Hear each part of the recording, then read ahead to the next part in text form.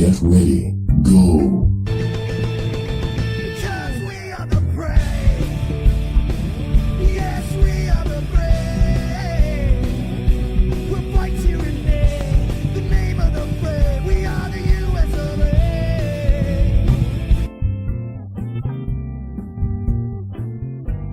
The fact of the matter is, Obama is not doing anything effective or substantive to stop genocide in our time. We are a nation that has a government, not the other way around. And this makes us special among the nations of the earth. And I understand liberals, and I don't want them to succeed. The country suffers when liberals succeed.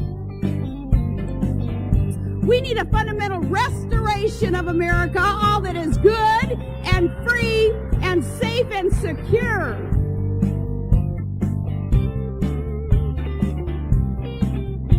You're tuned in to Restoration of America Radio Network with your host, Don King and Brandon Gatton. Join us on a no-holds-barred, very NPC journey through current events, politics, and the threats facing our nation. Sit back, strap in, and hang on, because for the next 2 hours, you've got Liberty2Go Freedom Radio.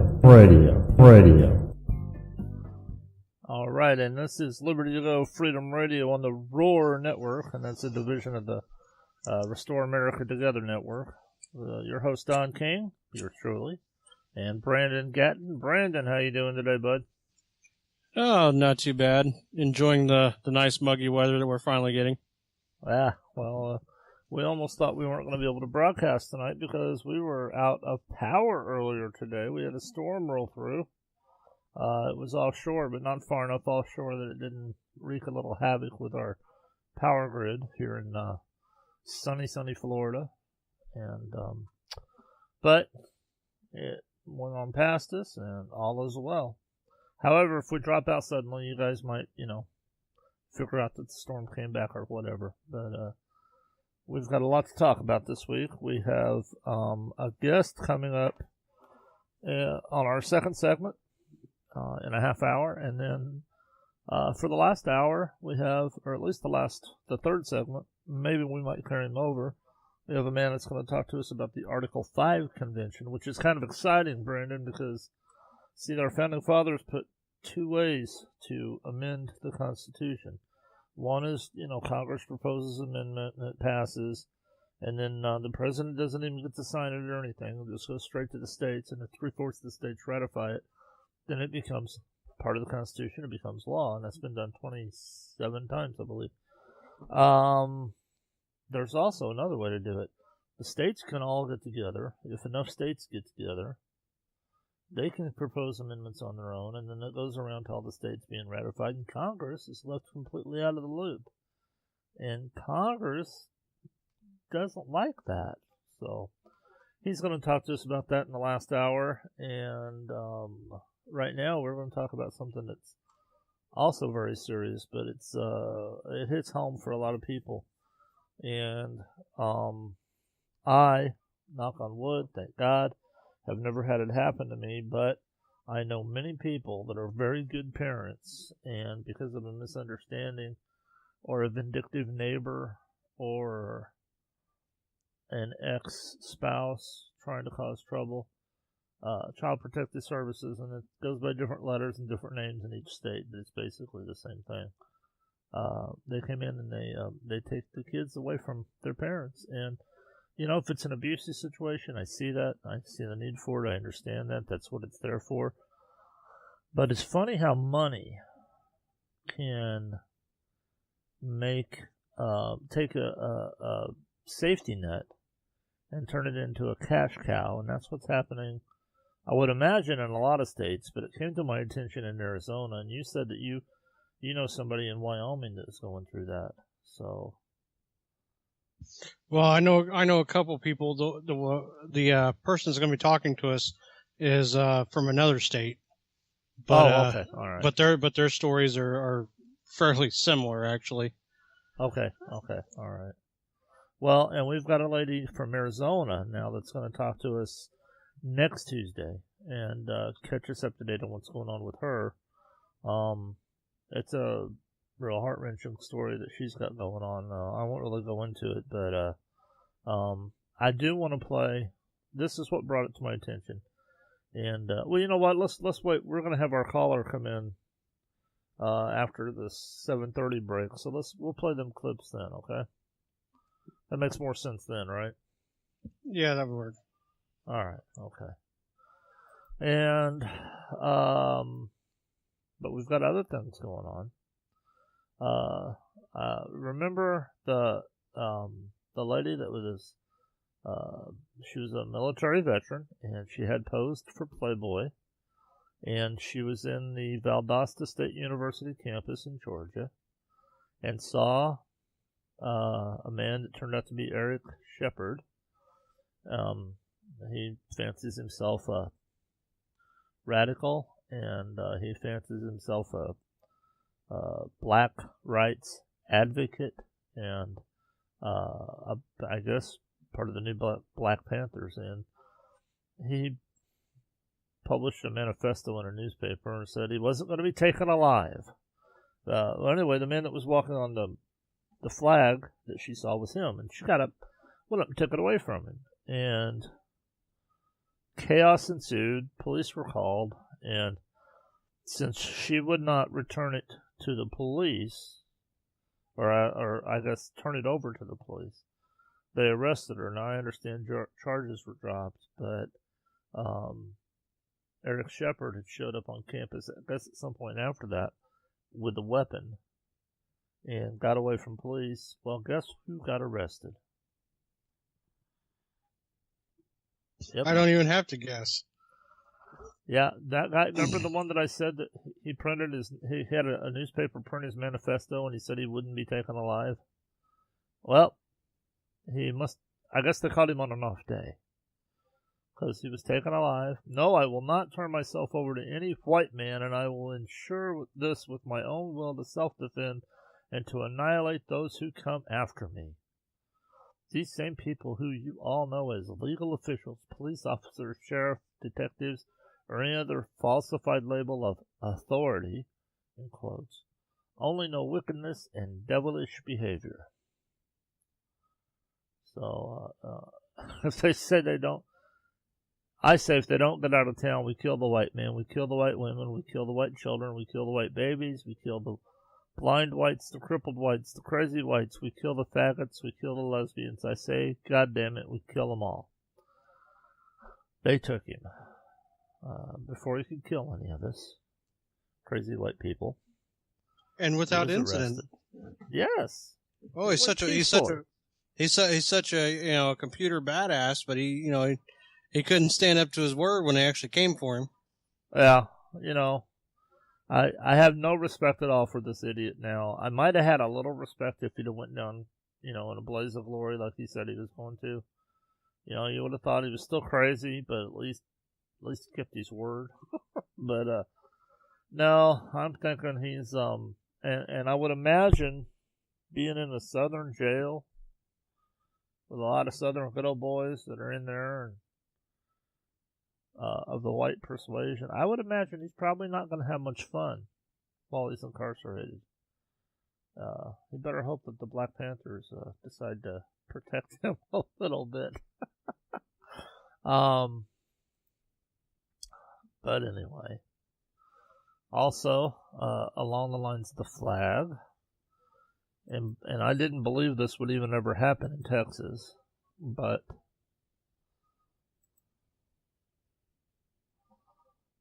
let's see, where's it at here? I did send you a link on it.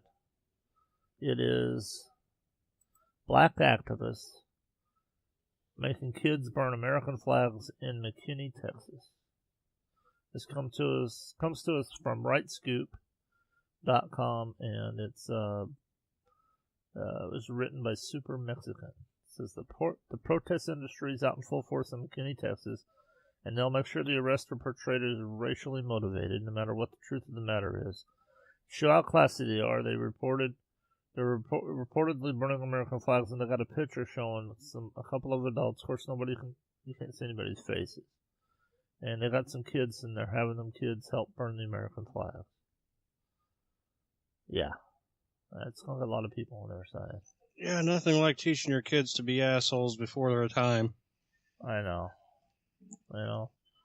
People fought and died. Yeah, okay. I get so tired of people on the left saying, but it's just a symbol. It's just a flag. Well, we have symbols for a reason. If you look back in history, whenever you had, all right, Raising Texas has been on the last few weeks on the History Channel or the Discovery Channel, and talking about how Texas took its independence away from Mexico. Now, I say Texas and not the United States because Texas was its own country at that time. It was the Sovereign Republic of Texas, and it was its own country. And the one thing that you always make sure of is that the soldier that is your flag bearer, if he drops the flag, someone picks it up because you got to keep your flag going to rally your troops. So yeah, our flag is a symbol, but it stands for something. I mean, it's used to motivate, it's used to symbolize, it's used to commemorate, and it is a part and parcel of our American history. It's woven, here's a pun, I guess, but it's woven into the fabric of our American history. And I myself will go to jail before I let somebody stomp on or step on or desecrate the American flag. I don't care. Somebody better be able to bail me out because I'm going to jail because I'm not letting it happen. And technically, the Supreme Court said that certain things are allowed because they're, artistic expressions. Well, I don't know. I'm not that artistic, I guess. Yeah, Brandon. Yeah. I was just thinking about past stories and everything with this. Not just the American flag, but do you remember when they did Piss Christ? Yes. That they called that artistic expression. The guy urinated in a jar and stuck a crucifix in it. Yes. That's supposed to be art. Brandon, I remember that story. Remind me, how many Christians got so angry that they went there with guns, getting ready to kill everyone? I don't recall anybody actually doing any type of violence or protest. Or they did a protest, but I don't remember, structures getting burned down, people getting injured. I don't remember any of that. Nobody attacked with weapons. Nobody declared jihad, Christian jihad. Nope, not a one. Odd how that works. But yet Pamela Geller had a draw Muhammad cartoon of it in Texas. And gosh darn it, if some angry Muslims didn't show up trying to shoot the place, they got themselves killed because they ran into some Texas guys with guns. But funny how that works, isn't it? I mean, Christians, I think I'd probably just as mad about Christ in a jar of urine as I would about somebody stomping on the American flag. I wouldn't shoot anybody that was stomping on the American flag. I might, give them a poke in the nose, clean their clock, knock them out, take that flag away from them at the very least. But, I mean, I won't shoot anybody, and I won't shoot anybody that if some Muslims draw some cartoons of Jesus and they're derogatory, it's not going to bother me. I mean, I don't think it's funny, and I don't choose to look at it, so I just look at something else, But it's really odd how we're supposed to be tolerant. The leftists, you guys should be tolerant. You people on the right. But they don't ever tell the Muslims they should be tolerant. Isn't that weird? Odd. Yeah, it's just always us. It's always us. I smell a double standard. I smell it. It's there. I know it. I can tell it. I've got a nose for these things, Brandon. Well, they just, double standard. They're against us clinging to our guns and our religion, Uh-huh. That's right. Bitter cleaner. I still say we need to get a t-shirt. Liberty2Go, bitter cleaner.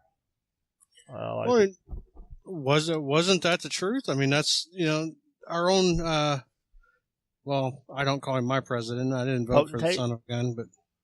The potentate? Yeah.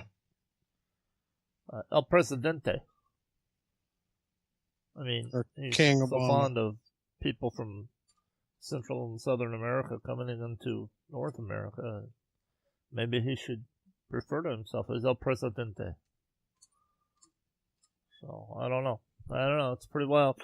I just think it's terrible when we have the capacity to look the other way or disagree with something and do it in a civil way. And you got these maniacs, ISIS and Hamas and all the rest of them, running around the world beheading people because they don't believe in their God. That's, I don't know. Crazy, just crazy. But, anyway, so how was your week, man? Have you worked on any cars this week? No, I finished a bunch of guns. I didn't get into too many cars. Working on guns, huh? Oh yeah. Well, I had multiple. Stock conversion on a Nagant 9130, restoration of an old shotgun, fixing the firing pin in a Henry, and reworking an AR. So I've been busy. Yeah, it sounds like it. I took my little handgun out to, there's a place now, I've got a place now where I can go do a little bit of target practice, and went out there to do that the other day, and my buddy, was going to meet me out there. He couldn't make it, so we rescheduled, but, I got a story for you.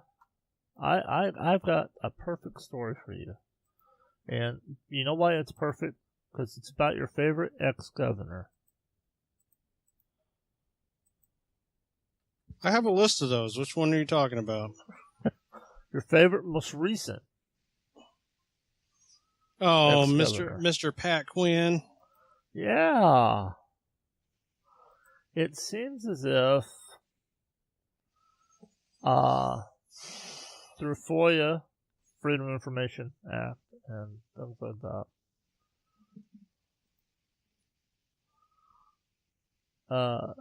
they found out that after losing the election in November to,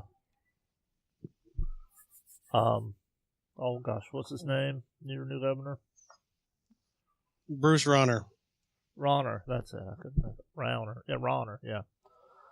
After losing to him, Pat Quinn went on a $405 million spending spree in his final 2 months in office.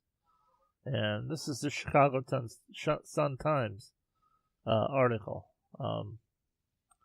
His Economic Development Department raced to dole out 609 state grants to local government, schools, businesses, according to records his administration filed with the state comptroller.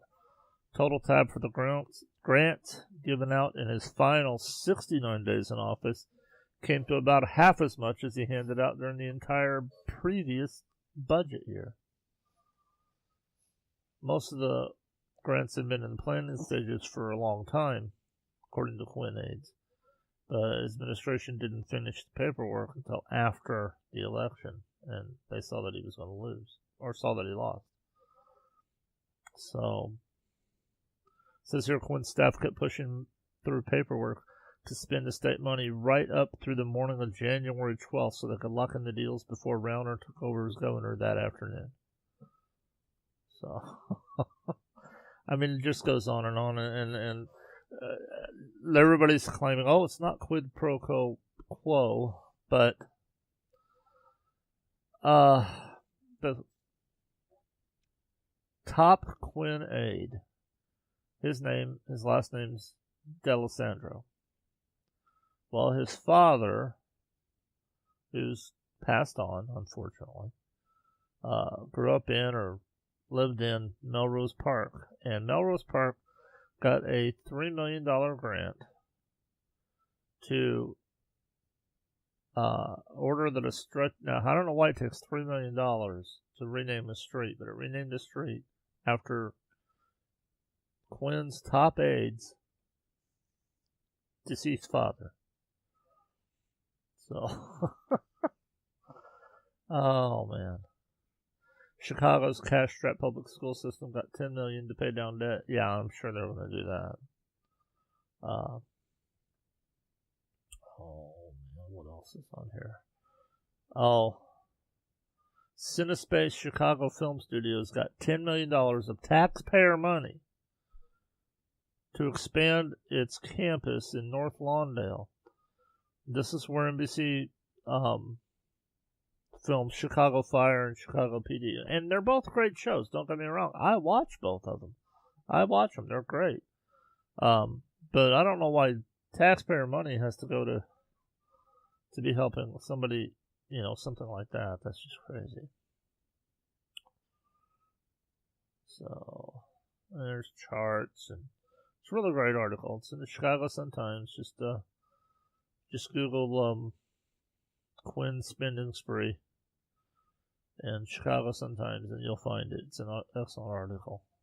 But I don't know. It doesn't surprise me at all. Does it surprise you? No, it never does. Not with that man. Yeah. Oh, man. All right. Well, fine. That's a good one. Here's another story. Another story. We're going to switch back to ISIS. We're just kind of doing the news thing right now until we got our guest in here. And ISIS is at it again. They have kidnapped 500 children to use as suicide bombers and children soldiers. This is through weasel zippers via the Daily Mail. Iraqi police chiefs fear 500 children kidnapped by ISIS militants in recent weeks will be brainwashed into becoming suicide bombers or child soldiers for the Islamic extremists. They were taken from Iraq's Anbar and Diyala provinces and taken to the violent group's bases so they can be used in terror attacks. These fears are not unfounded. ISIS is known for using kids dubbed Caliphate Cubs as suicide bombers, soldiers, and even executioners. So, good old ISIS at it again, man. And I found out they just recently just kidnapped 80 or 90 more Christians, and the whereabouts of those people are not known at this time.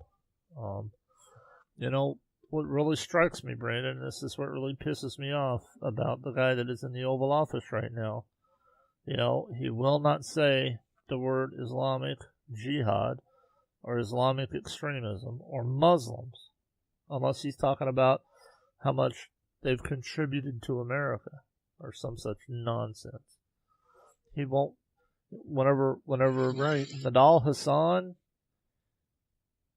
and they knew ahead of time that he was talking to an imam about how to commit jihad and asking for instruction in the proper way and the best way and this and that. They knew he was doing it, and only if you're an American citizen minding your own business do they want the NSA to spy on your communications. If you're an Islamic extremist, they look the other way. And they knew he was going to do this, and they did nothing to stop him. And then even afterwards, it was just workplace violence. And you remember when those Egyptian fishermen were taken out onto the ocean, the shore of the ocean there, and beheaded? This was a couple of months back. Yeah, who can forget that? The White House said that they were killed because they were from Egypt, and they didn't. And you can go to and look on the White House website right now about their statement about that. The words Christian and Muslim doesn't even appear. These people weren't killed because they were fishermen from Egypt. Come on, give me a break.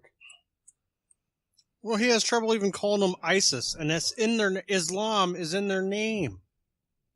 Yeah, I know. It's crap. I mean, what I don't like though is when he says ISIL. Well, he's got the whole administration calling them ISIL. And Islamic State in the Levant. And what that's referring to is a strip of land that is inside Jerusalem. And so it shows you where his head's at, rather than just calling them ISIS, because, they're wanting this Islamic Caliphate. He's got to actually poke that stick in the eye, into Israel, because, he's very anti-Jew, And now he's the closest thing to a Jew that's ever been in office, according to him. That's true. He did just say that recently, didn't he? And you know what? He pissed a lot of Jewish voters off, so maybe the Democrat, whoever she might be, might not get as much of the Jewish vote because of that. You never know. But I did understand that it rubbed a lot of people the wrong way, so I don't know. Mm-hmm. But yeah, it's truly mesmerizing. Just thinking about all the crap that man has said and the stuff that he actually believes is mind-boggling. There's no such thing as Islamic terrorism in his mind. yeah. Yet, I got a list here actually on my computer of how many times there's been terrorist attacks and how many times by what group. And each time it goes back to Islam. But that's a peaceful religion. They don't want to do nothing to us. They just want to be left alone, right? I know, it's crazy. It's he said in his book, and he was referring to. Now I'm going to put this. A lot of hosts won't put this in context, but Brandon and I, we don't operate that way. And in the book, I believe it was Dreams of My Father, Obama did say, when the political wind shifted in an ugly direction, I will stand with the Muslims. Now, the context that he was saying was, if something bad were to ever happen, like when Japan attacked the United States in World War II, or to begin World War II with us, the FDR put a lot of Japanese Americans into internment camps. And that's obviously unconstitutional. He shouldn't have done it. It was wrong. But, Obama was talking about if the same thing were to happen, say another 9/11 type attack, and that was to happen here, he would stand with the Muslims. Well, that's the context that he gave it in. But if I take that and I put it against his actions since he's been in office towards Muslims and Muslim aggression, then I don't honestly think that he just only meant it in that context. I think he meant that no matter what, he was going to stand with the Muslims, and he pretty much is. I mean, he's given Iran the bomb. So he's given them a lot more than that. True, but that's on top of their wish list. So, we've got 1 minute left before break. So, what do you want to talk about, buddy? In 1 minute? 1 minute. You're going to give the longest-winded man in history 1 minute to talk. That's just not going to work out. All right, 45 seconds. 45 seconds. Okay, what can we talk about in 45 seconds? I got nothing. You got nothing? I got nothing. Have you forgotten? No. Just everything's going to take more than 30 seconds. Yeah, that's true. So we'll just fill the air. We'll just fill the air of us doing this. Well, why don't we let everybody know what our call-in number is? And that's 315-215-1148. Just give us a call, and you can be a guest. You can talk to us. You can agree with us. You can disagree with us. We'll be polite. We'll be nice. We'll hang up on you. I'll play nice. Yeah, we'll play nice. So we're going to take a break. We will be back in about 5 minutes. This is Don and Brandon and Liberty2Go.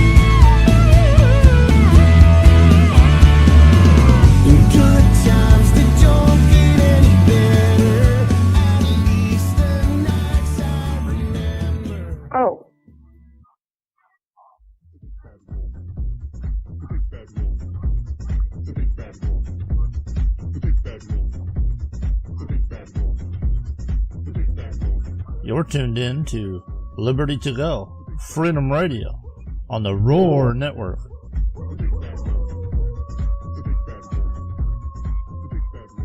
All right, and we are back. Don King and Brandon Gatton here on Liberty2Go. Once again, our call-in number is 315-215-1148. And Brandon, I understand you have a guest? Yes, sir, I sure do. Would you like? I'll let you take over, buddy.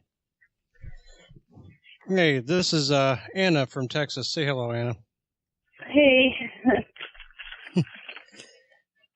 Well, we have brought her on the air because she too has been a victim of unjustly having their children pulled from their home. And actually, I'm going to turn it over to Anna and let her tell us the story. All right.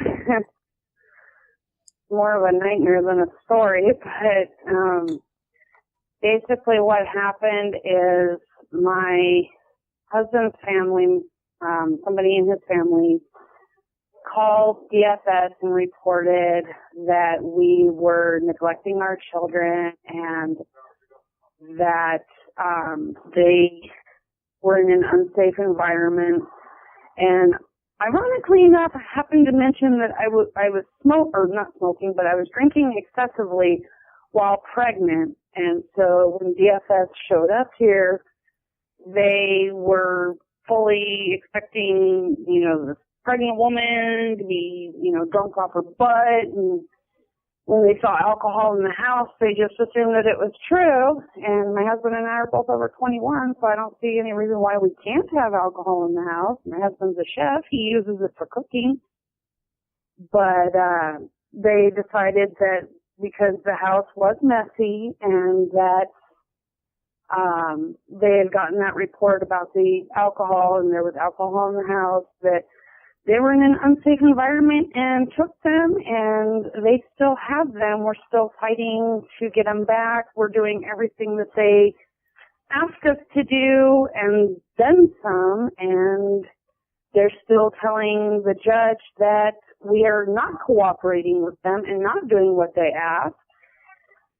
And so the judge is allowing them to keep the children until we are deemed cooperative.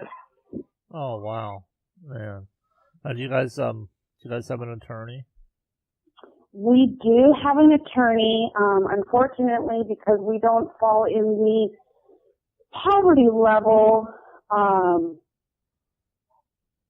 we had to go with a court-appointed attorney because we don't have a whole lot of money outside of that, but we're not also in the poverty level. So, but our attorney isn't doing anything for us.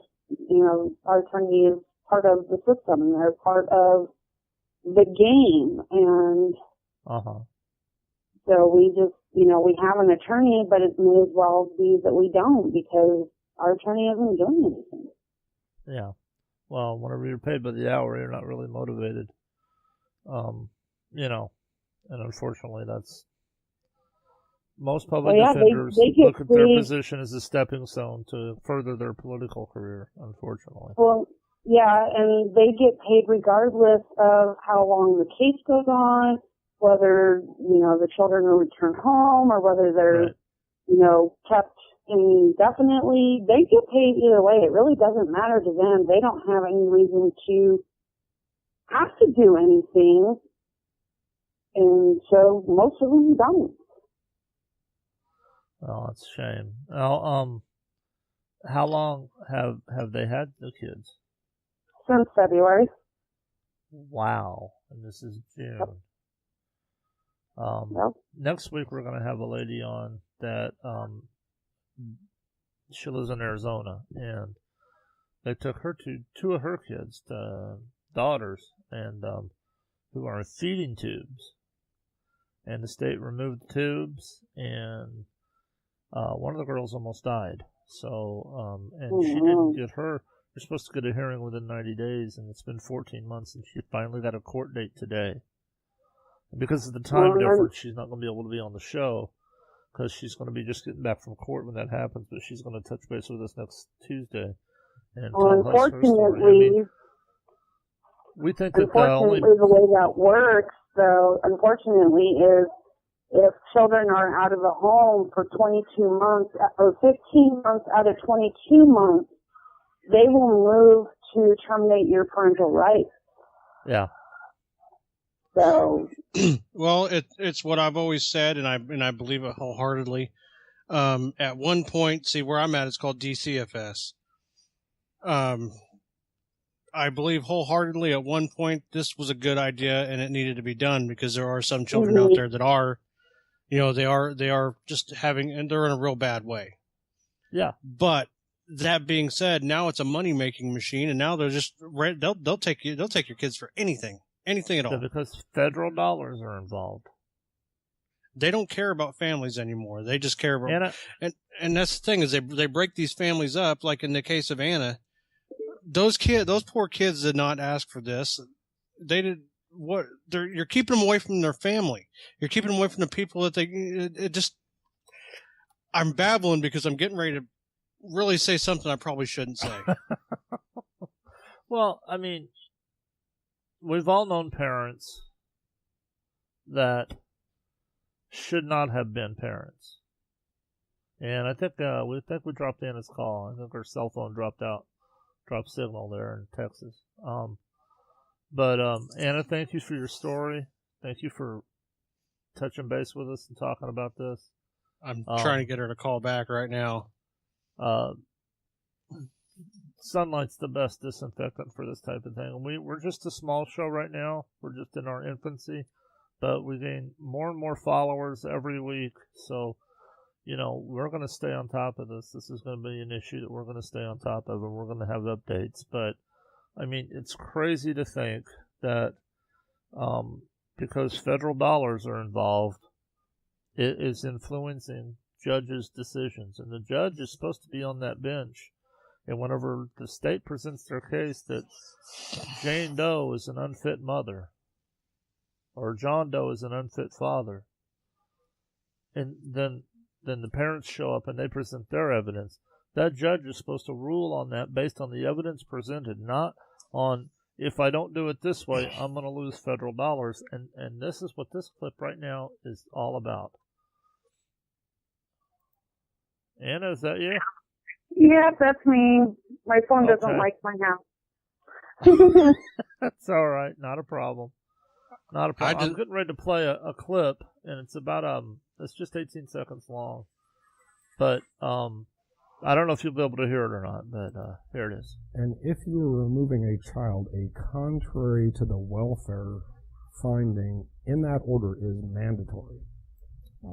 If you do not make that finding whenever you remove a child from a placement, you're forfeiting federal. He said this is a judge, and what it was in Arizona. It was two judges giving, I don't know what you call it, a seminar to a room full of other judges about how to remove children from homes and make sure they got the federal dollars. And then he goes on to talk about later on in that clip. Right then what he said was, yeah, you make sure that you do this right because otherwise you lose federal money. And then later on the clip, he says that, even if the child was removed for the right reasons. Now, when you make that kind of a statement, you are presuming that they're removing them for the wrong reasons. Because he says even if you remove them for the right reasons, you have to be careful. So that was kind of a slip up there. And we all know this is happening and this is going on. And what's happening is the Attorney General's office in a lot of these states is coordinating with DCFS or Child Protective Services or whatever you want to call it. They're all the same agency, basically. They coordinate with them on how best to get money into the state's coffers. Yep, that's exactly what it is. It's a game for them. They use children and families to get the money, and they don't care who they destroy. Now that would be the same thing as if the judges were conspiring with the Attorney General or the District Attorney's Office on, well, what are we going to charge them with? Mm-hmm. And when the judges and the Attorney General, or in other words, the Attorney General is the attorney for the state, okay, and then the Attorney General's office sends out lawyers that plead their case on behalf of the state. They represent the state in the court. Whenever it says State v. Jane Doe, then the state sends somebody from the Attorney General's office that is a lawyer. So when the judges are conspiring with the attorneys that are representing the state, that is a direct. You cannot help but have a conflict of interest. Now, a blind squirrel is going to find a nut once in a while, and a broke clock is right twice a day. So every once in a while, yeah, they're removing kids that, thank God, need to be removed from those horrible situations. Right. But in your case, and in the case of the lady from Arizona, I mean, there's no way. There's when just they no way. When they started out, it was a good thing. It was a needed thing, and it was to help children.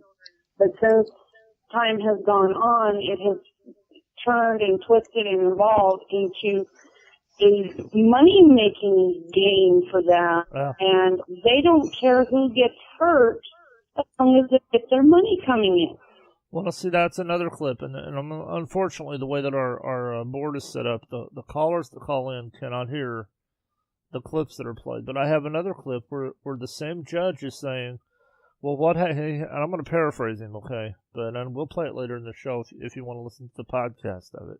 Our podcast is rebroadcast tomorrow morning at 7 p.m., or excuse me, 7 a.m. to 9 a.m. Eastern Time. So it'll be rebroadcast tomorrow. But anyway, and we'll send you a link so that you know how to listen to the show from now on. But this judge says, well, what if the rest of the team, and when he says team, he means the DCFS team, Child Protective Services, that's what they call it in Arizona. What if the rest of the team says, no, this child should be removed? It shouldn't be an in-house thing. It should be an out-of-house thing. This child should be removed. And what do you do then? Well, everybody says the answer to that is probably for the judge to rescind the order and remove the child. And he says, no. My answer to that is no. Until you get the federal funds in place, you don't do that. So when it comes to taking kids that don't need to be taken out, if the money's there, they'll do it. The kids that need to be taken out, if the money's not there, they're not going to do it. So this isn't just hurting parents that are doing the right thing and trying to raise their kids, and somebody interferes and sicks the state on them. This is also hurting kids that need to be out of dangerous situations. Well, you've got like in Anna's situation there. A person several miles away, like was it 70 miles away, just decides that they want to say something stupid, and before they don't want to come and investigate nothing, they just walk in, take kids, and walk out. Yep. There's no investigation. There's no proof. My ex-wife, she's my former wife, I should say. She's passed on, and we had 4 kids, and she was a nurse, and as a matter of fact, she won Illinois. It was when we lived in Illinois. She won Illinois' Long-Term Nurse of the Year award, and her ex-husband, who was bat guano crazy, I think that's the PC way to say that on the air, turned her in he made up some bogus charge about the kids, and DCFS came out to the house. But because my wife at the time was a nurse, and because she had worked with the Department of Public Health and she knew some people, we didn't really have to sweat it because we already knew they were coming. Before we got the letter, she got a phone call at work, and they said, hey, heads up. So we knew they were coming, and we made sure they knew it was a bogus and trumped-up charge. Plus, we let them tour our home. We let them talk to the kids. We let them talk to the kids without us in the room. We had nothing to hide. But I wonder how different that might have went had not my wife at the time had that edge by knowing the right people in the right places. That could have gone bad. So this is not something to monkey around with. But here's this. Just listen to this clip here. What happens, the question is, when a majority of the removal team under 8-822 doesn't agree with the removal? Is the remedy to dismiss the dependency, those kinds of things? Or, and my answer is no. And the reason is that there are two ways to remove a child. CPS can go in and grab them. They've got to be able to do that or people get hurt. The second way is upon order of the court, children can be removed. And I don't think you can say in good faith, well, it looks like CPS messed up, and so I am forced as a judge to return a child to an abusive situation where someone is going to get hurt. My answer is, well, that's too bad. There's must be some remedy in the law. Maybe it's a civil rights lawsuit or something for money if you want to pursue it. But once I've determined as a judge that this child should be removed, the answer isn't you messed it up previously and so we're sending the kid back. The answer is, okay, you're unfit. You go get a jury trial in civil land and convince them you're entitled to a bunch of money when the child should have been removed anyway. I would not return that child if, having gotten everyone in front of me, I determined the child should be removed. And there you go. Once I had that child and made that determination in front of me, I would not rescind my order. And he started out talking about what would happen if the rest of the team decided that the child shouldn't have been removed. Do I rescind the order? And his answer is no. And then he also talks about, well, what if the child should be removed? What happens then? And he says, well, let the parents go file a civil suit if that's what they want. Absolutely no regard for the family unit. Absolutely no regard for the parents. Absolutely no regard for the children at all. And to me, that's just atrocious. It's just horrible. I don't know, Brandon. I'm kind of mad right now. I'm kind of angry about this. You better take over for about a minute, buddy.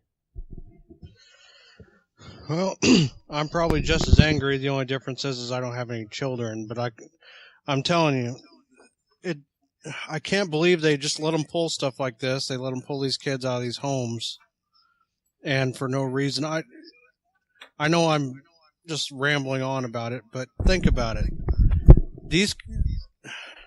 You got families that beat their kids, don't feed them, sell drugs out of their house and stuff like that. And these kids, they grow up, unfortunately, to be in the criminal element too, because that's all they know and it's what they're taught. But they're fine. They stay at home. But the people that have, work 2 jobs, make sure their kids have everything that they want, they're the ones that are getting targeted and their kids are taken away. Yeah. And that messes the kid up. I mean,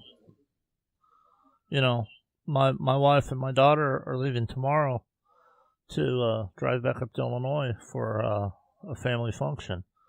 And I have to stay back here because of work. And, my daughter was like, she's 6.5. She was having separation anxiety. And I'm right here with her, and she's just thinking about not being around me. I can't even imagine a kid 4, 5, 6 years old.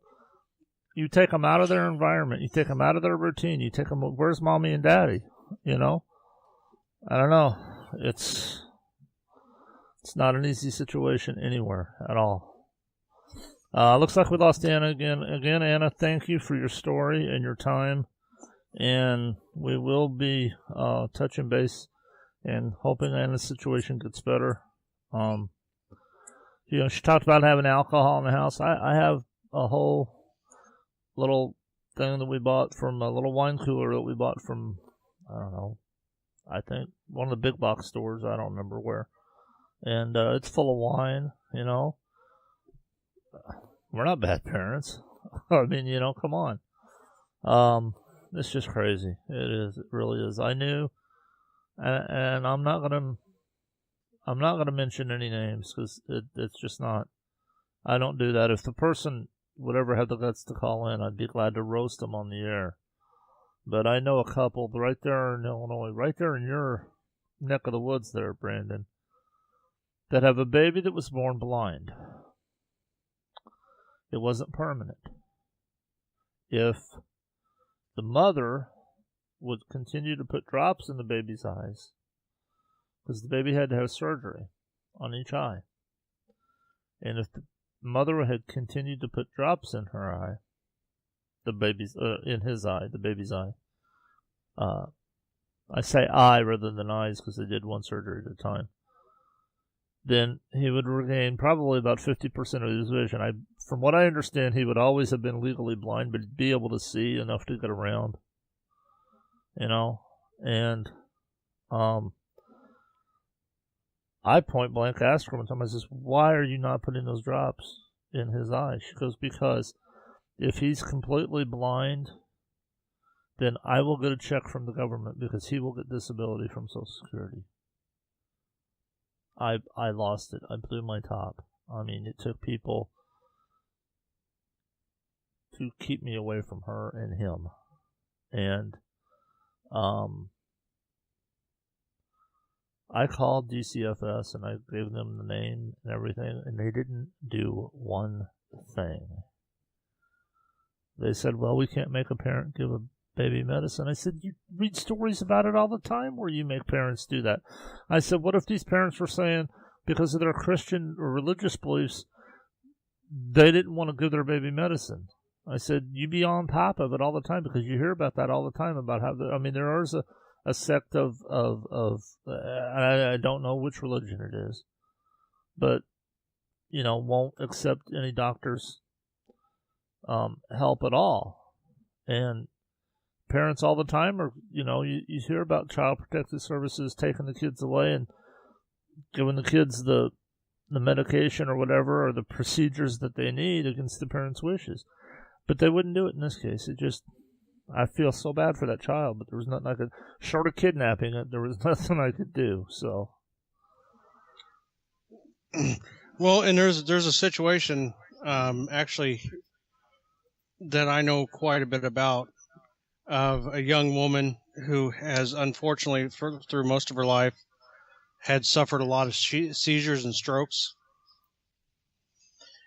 And her mother's she's over 21. Her mother's been cashing her check for years and is basically keeping her to where she's basically forever at the age of 12. Oh, wow. For that check.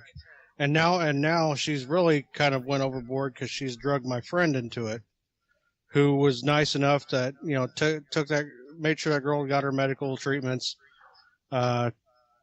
took her out to eat, took care of her, and everything else like that. Yeah. And the mother made some wild allegations and now got the police involved. And this man's life's ruined over something he actually physically couldn't even do.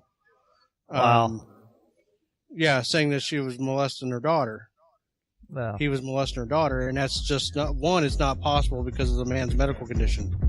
Pardon the expression, but he's got a limp noodle, and it's going to remain a limp noodle the rest of his life.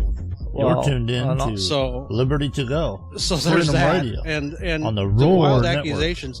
This man would no sooner harm a child than you or I would. Yeah. Well, that music playing, Brandon, is saying that we've got to go. And we're going to take a break. We've already got our caller for our next segment. So, caller, hang on the line, and we will be back in about 5 minutes. You're tuned in to Liberty2Go Freedom Radio on the Roar Network.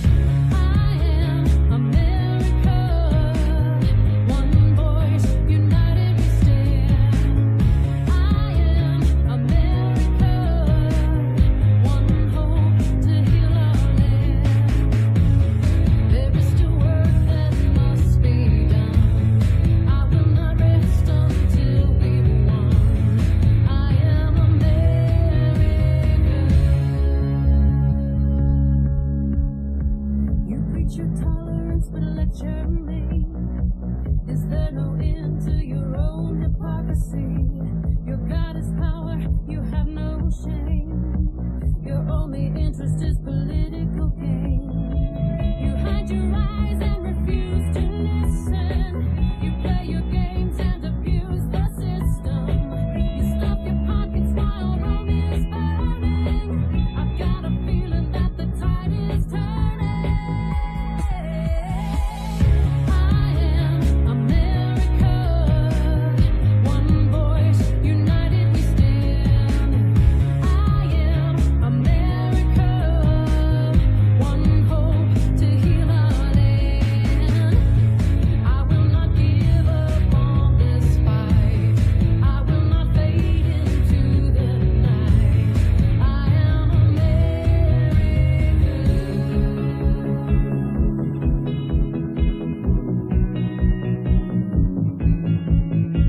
You stuff your pockets while Rome is burning. I've got a feeling that the tide is turning. I am America. One voice, united we stand. I am America. One hope to heal our land. I am America. One voice, united we stand. I am America. One hope to heal our land. I will not give up on this fight. I will not fade into the night. I am America.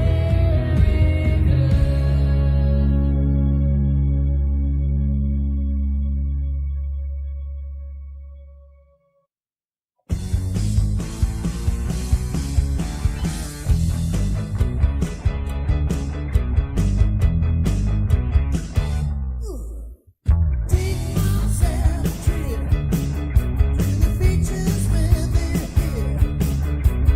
Follow the leaves of the rising sky. The women look so fine. Florida, down in Florida, Florida. Be who I wanna be. Up to the coast, I was lost, and the words I had no cost. Met a good to my mama hand. She took me to the one wild sail. Florida, down in Florida, Florida. Gonna be who I wanna be.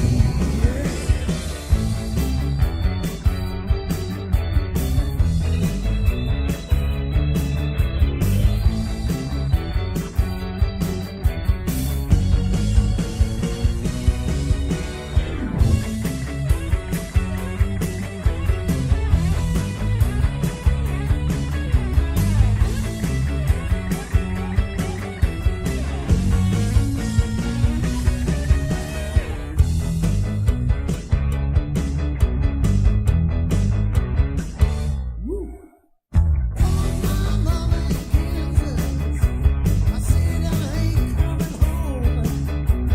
Sugar, I'm worried, and you'll be all alone. Said Florida, down in Florida. I said Florida, gonna be who I wanna be. Said Florida. Florida, I said Florida, gonna be who I wanna be.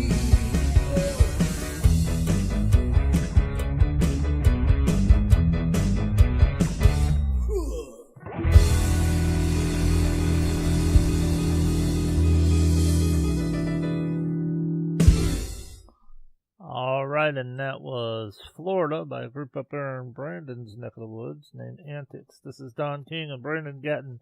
We've got you on Liberty to Go. The number to call is 315-215-1148.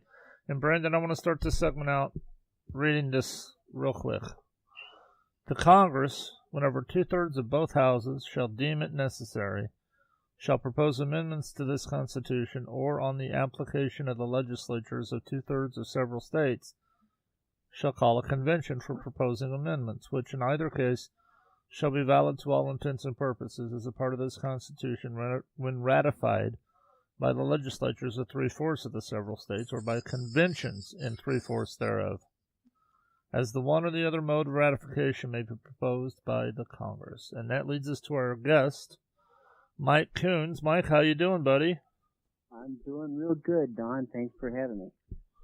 Not a problem, not a problem. We got to do something to get this country back on track, and Congress is not going to rein itself in. And you are a proponent of the Article 5 method, which I just read a portion of the appropriate portion of Article 5, which says that, basically breaking it down, either Congress can get together and propose an amendment, and they have to pass it with supermajorities. Then it doesn't go to the president, it goes to the states, and if it's ratified by 3/4 of the states, it becomes an amendment to the Constitution and law of the land. But also, the states can bypass Congress. They can propose amendments and have the states ratify or not ratify, and that's what we're talking about, isn't it? Yep. And the key component to this, and is something that you don't hear a lot, unfortunately, by some of the other Article 5 groups, is that when you look at Article 5, everything goes back to the states. The state legislatures, we the people in those states who hire our state legislators, we are the sovereign. We are the deliberative body. Because Congress, let's take my senator, Dan Sullivan. I'm up here in Alaska for anybody that doesn't know. Anyway, so Dan decides that he wants to propose a balanced budget amendment. Just because that one's a big issue. There are a lot of people like that. Yeah, so Reagan lost that by one vote, actually. Yeah, so Dan writes up his proposed amendment, and then he takes that to the Senate, and they start working it. They go through the committee hearings and everything else. They work on it. They work the language. Then they take it to the floor vote, and then if they get 2/3 of the Senate, then it goes to the House. Then they have to go through that process and get 2/3 of the House. Then it goes to the states, because the states are the sovereign. And the states are the ones that say yay or nay. And so if the states turn around and look at what Dan Sullivan and what the Congress came out with as too weak, the states are the ones that say 13 states could say no, because you have to have 38 states in order to pass to ratify. All it takes, literally, is 13 states to say no, and you could literally have the Senates and all those 13 states voting yes, and the Houses on all those voting no. That's how narrow it is. So it really comes down to that. Now, that's at the congressional level. At the state level, we then, like what we're doing is we're proposing a Countermand Amendment Convention. So you got the application. The application is not asking permission from the Congress. It is, if you look under the definition of application, there's several different definitions. The key one is that we're saying this is what we're doing. We're making this application to Congress because we're going to be doing this convention. So we make the application for the Countermand Amendment, which is what we're doing. It's basically, if I understand it correctly, you can correct me if I'm wrong. Basically, the state's going to notify Congress this is what we're doing. Right.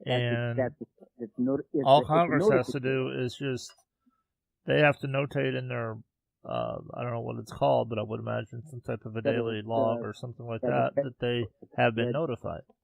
Yes, it goes in the Federal Registry.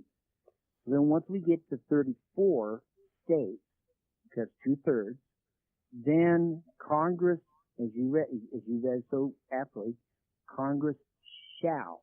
Doesn't say may, doesn't say can, doesn't say anything else. It says shall convene a convention. Then once those, now here's another number that is really of importance. At the convention, if we have 26 states, 51% or more, that says, that comes to that convention with what we have, if we're the only ones that do this, we have a delegate resolution. That delegate resolution is at the state level, at the state legislature level, that defines the convention, defines the delegates, defines the rules of the convention, and it defines the language of the amendment. So, within our delegate resolution, it's the very, very, very first part of it talks about Article 4, Section 4 of the U.S. Constitution, that this convention shall be a Republican form of convention, which means 51% majority vote. That's small r Republican for our listeners out there. Correct.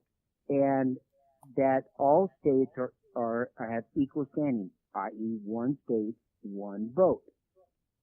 So then from there, we have a credentials committee. The credentials committee at each state legislature, then they appoint this credentials committee, which would be from the Senate and from the House. They then pick the delegates. They then tell the delegates take the oath to the state legislature that they're going to abide by the rules, and that then once those delegates go down to that convention, and we have 26 or more states that have all done the same delegate resolution, so when those delegates get down there, they can only do one thing and one thing only, what their state legislature has told them to do, go down there and vote for the Countermand Amendment. Now, when that happens, we get our 26 states or more that have done this. We all know John Birch Society and Eagle Forum and all these other guys are all worried about this CONCON, Constitutional Convention, which is not. This is an amendment convention. So what a big concern is that Rahm Emanuel out of Illinois and Jerry Brown out of California and Bloomberg out of New York State, they're all going to come down there with their 50, 60 delegates. And they're going to come down there, we're the big dogs, we're the population states, we're the most important states, blah, blah, blah, blah. Well, when you have those 26 or more states with this delegate resolution that defines that convention, defines the rules, the whole 9 yards, they just turn around and say, Mr. Bloomberg, Mr. Emanuel, Mr. Brown, sit in the corner, keep your eyes and your ears open and your mouth shut. You can be part of the solution, or you can be part of the problem. And if you're going to try to be part of the problem, you can sit in the corner. Because then we have majority rule. Then all we need then is 26 states to pass the Countermand Amendment. Now, the other little minor issue would be, let's say Idaho doesn't like an and. They want to change it to a comma.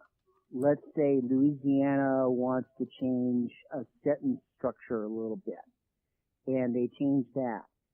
And then, so that is all working, they got we got a committee and everything else, and everybody's working this together, and there's some minor changes that come out of it. So then, my delegates from Alaska would take that, and they would contact our state legislature, the Credentials Committee, and say, this is what is being proposed. The Credentials Committee would then look at it and go, grammatically, sentence structure change. Actually, this makes this a little stronger. Yes, we go along with it. Alaska, yes, one vote. Alaska, one vote. Idaho, 1 vote, yes, right on down the line. Or let's say Ron Emanuel and those guys, they turn around and they try to get a whole bunch of changes in there that completely dilutes the whole thing, changes the meaning of it. Those same delegates would then either A, know that, because they already know the instruction, they already know what they've been told to go down there to do, would do one or two things. The answer is no. Or they would go to their their credential committee and say, this is what's being proposed. The state of Alaska would look at that and say, not, vote no. So then all you have to have is 26 or more states voting no. So that's right what now, makes this count. Go ahead. And right now we have more red states than we have blue states. Yes. So now So is we the can- time to do something like this. And here's the beauty behind this too, is that, and I want to get into the Countermand Amendment here just in a second, but there are 38 energy producing states in the United States right now. 38 states that have been downtrodden and stepped on the neck by the EPA. 38 states that have been stepped on the neck with the Department of Interior, the Department of Education, the DATF, the Department of Justice, right on down the line. Here's what the Countermand Amendment does, and that's why we're going to get 38 states ratified. I'm an old dental tech, so I'll kind of use a teeth analogy. The upper teeth of this amendment is Section 2. And what it says is that when 60% of the states, or 30 states, determine that a federal law, rule, regulation, executive order, treaty, judicial decision, excessive spending is egregious to their state, that upon the 60%, or upon all those 30 states coming up, that law, rule, and regulation is now hereby nullified and repealed. There it says nullified and repealed. Nullification aspect of this is really simple. While we're waiting for those 30 states to come up, you could effectively know each state that has passed this resolution to, let's say, repeal the nullify 1968 Gun Control Act. We could nullify that in the process of waiting for 30. Now, there's an 18-month aspect to this. We only do this for 18 months. We have to have those 30 states within 18 months, because we don't want to hold. We're not here to change Article 1 of the U.S. Constitution. What we are doing is trying to regain back our sovereignty. So, yeah, so then which when we should that have in gets- the 10th Amendment, but that's been bastardized and Right, stepped and on this so much. just puts the 10th Amendment back on steroids. So once that 30th state rolls around, boom, the 68 Gun Control Act is over with. Now, I know I get a lot of 10th Amendment guys. You know, they all talk about nullification, how that is the greatest thing since French toast. Here's the problem with it. If I'm up here in Alaska, and the state of Alaska says, we're going to nullify the 1968 Gun Control Act and all the rules and regulations thereof. And I'm a gun dealer. And I got an FFL, I got a federal firearms license, and I'm selling my firearms. And now I'm not I'm not making anybody fill out that federal firearms form. Now I'm not going to NCIS background check on the gun buys. And because the state of Alaska has nullified it, I'm good to go. Well, this guy comes in, he says, hey, I like that Ruger 30-06 you got there, I want to buy it. And I said, okay, it's going to be $350. And he gives me the money and he walks out the door. 4 hours later, here comes a whole bunch of DATF agents. You're under arrest. No, you can't do that because the 68 Gun Control Act has been nullified by the state of Alaska. No, the federal law still is in effect. You have an FFL, you have violated your federal firearms license, you've violated federal law, now you're under arrest. And oh, by the way, we've been watching you, and you've sold 300 guns in this time frame. Now it's 300 guns, 300 counts of each one of these at 5 years each. Do you think the state of Alaska is going to come to my aid? No. No. Now, if the Countermand Amendment were to happen, now, on this one, if I was a gun dealer, I wouldn't be saying, okay, I'm not gonna follow the federal law yet, but I would still follow the federal law until that 30 state. When that 30 state happens, 68 Gun Control Act. Well, then it's repealed. Now, Right. here's the bottom piece. Take the same situation. So I'm a happy camper. 68 Gun Control Act is over with. I'm selling my guns. I don't have to put up a whole bunch of paperwork and everything else. I don't have all this crap to do. I can actually lower my cost on my firearms. And the guy comes in and buys that 30-06, and he comes back 4 hours later with a bunch of BATF agents who's going to arrest me. Oh, no. I pick up the phone and I call state troopers. We got some BATF agents that are trying to arrest me in violating Article 28 of the U.S. Constitution, the Countermand Amendment, which has repealed the 68 Gun Control Act. I think you can down here and take care of these boys for me. They pick them up, they arrest them, they take them before an Alaska state judge. Well, they actually go before a federal judge. The federal judge says, we're not going to do anything, and they don't do anything for 90 days. Then the state of Alaska then says, now you're going in front of a state judge. And the state judge calls them in there, and you get a state jury, the Alaskans.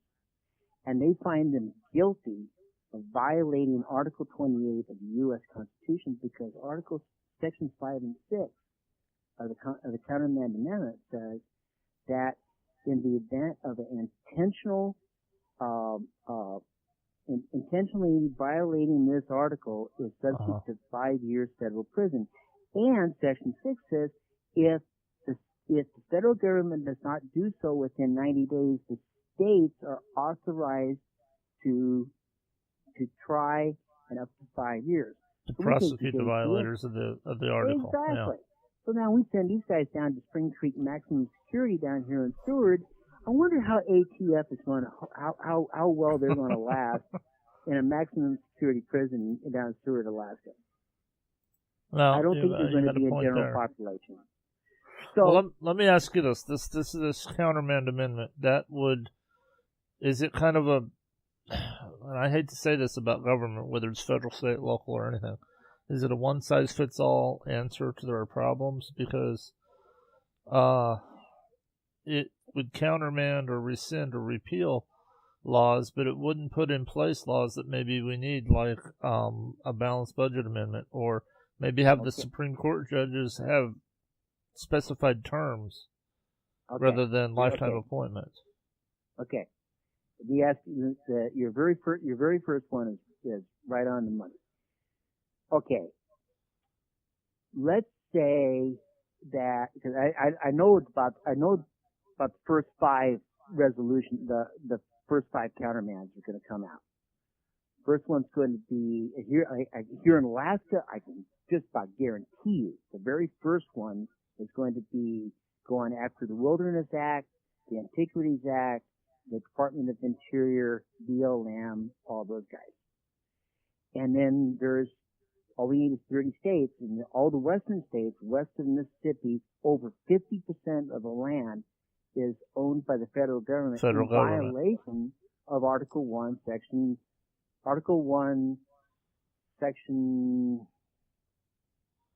that's not Section 10, I can't remember. Anyway, Section 8, paragraph 17, which says, they can't do it, which we've been doing for all these years. So we get that, so we repealed all that. Well, wait a minute, in the process of that, we had 30 states that really ticked off at the Bureau of Land Management repeal. The Department of Interior. You know what? Do we really need a Department of Interior? Because every state has a Department of Natural Resources. Why do we need a Department of Interior? Right. Oh, or EPA. NEA. Oh, EPA. Oh, wait a minute. EPA has got all these rules and regulations that are costing the federal government and, the taxpayer and the states billions of dollars. much Yeah. less the billions of dollars it takes to run the EPA. Then Well, have did the you know that 68 over half of the EPA budget is in grants that they give out? Oh yeah, one doubt. I have no doubt about that at all. Then you have the '68 Gun Control Act, the 1932 And National Obamacare. Firearms Act. You got Obamacare.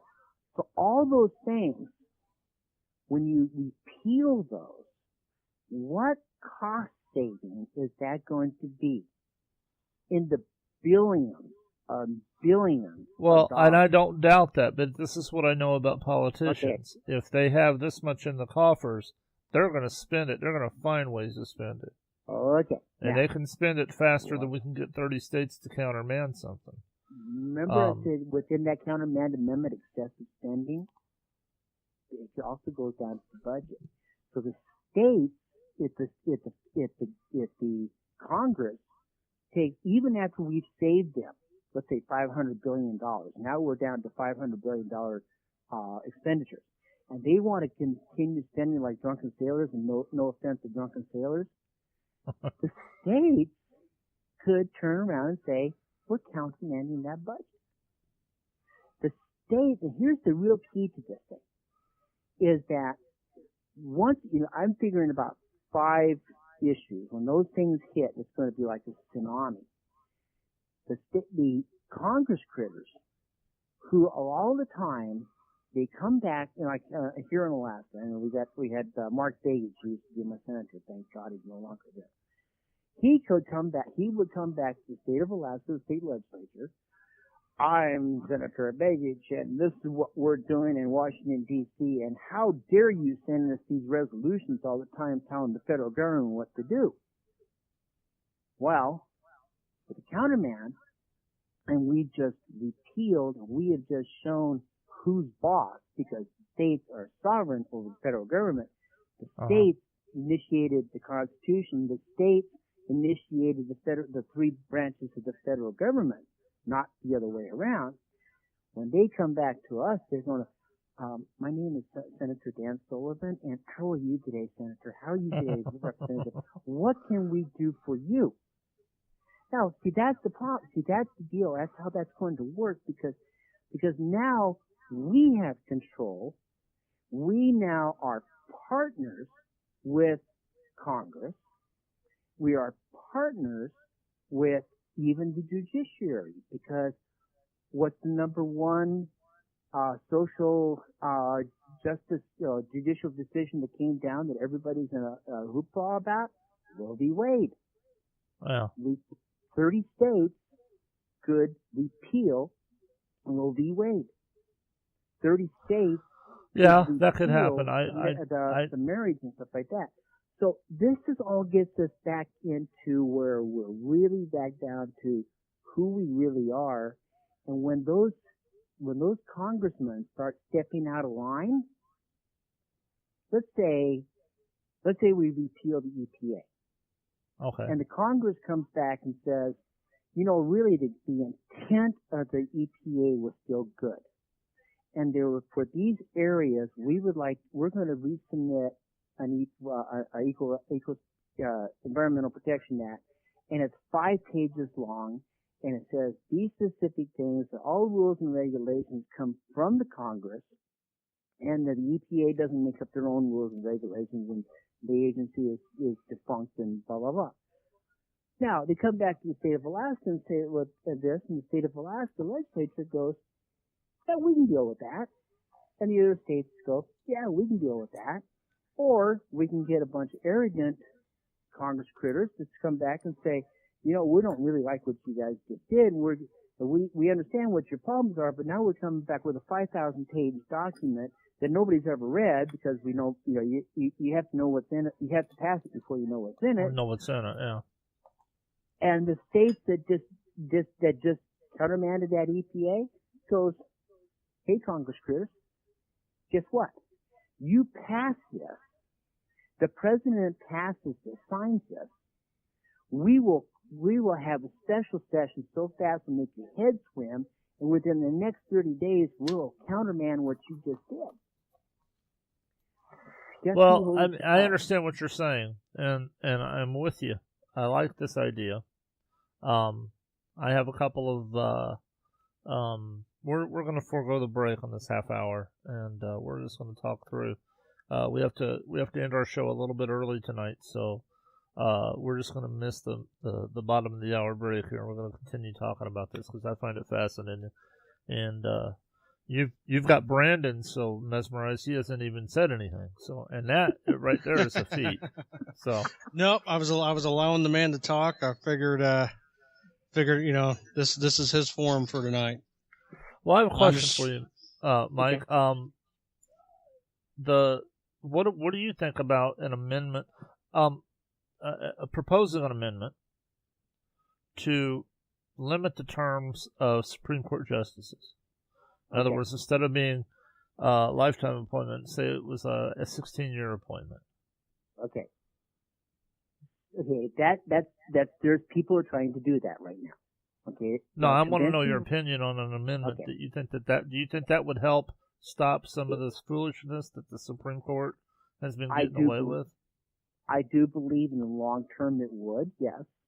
But here's the only caveat I have with that. And that is that if the states wanted to do that, we tell the state legislatures this is what we want you to do. Then you make the application for an amendment to for term limits for Congress critters and all judges. Okay, and then we're going to go term limits. We might as well go for broke, right? All right. So, along with that, then is the delegate resolution that has the spelled out amendment from each state. Now, all of the states are talking to each other. Now, here's the one area we have to be very careful on. And this is where what we're doing with our delegate resolution make sure that doesn't happen. With Article 1, Section 10 of the U.S. Constitution, which says, no state shall, without the permission of Congress, enter into a compact or an agreement.